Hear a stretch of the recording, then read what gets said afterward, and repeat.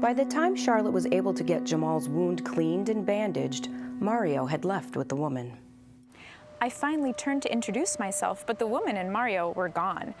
I started to feel a bit nervous, but I'd remembered overhearing them talk about dinner plans later with Mom and Dad at the house.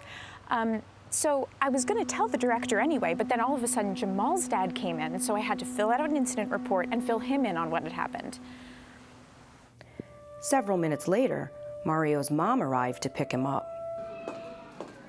Well, I got to the program that day to pick up Mario. I went to his cubby to grab his coat, but it was empty, and that was a little weird. But honestly, sometimes they do get the children's coats and things ready. They bring them in the room, so pickup is a little less stressful.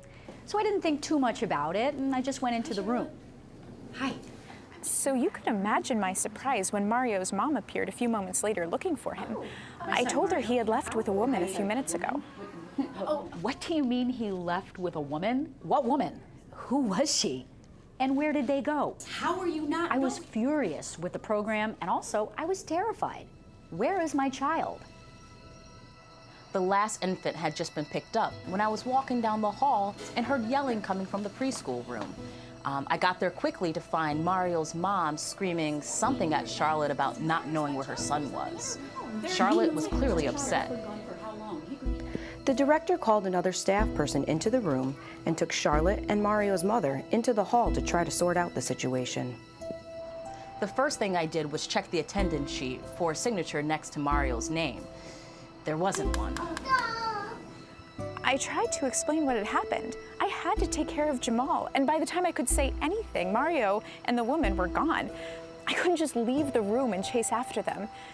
I couldn't believe this was happening. What's going on here? In the middle of the discussion, Mario's mother's phone rang.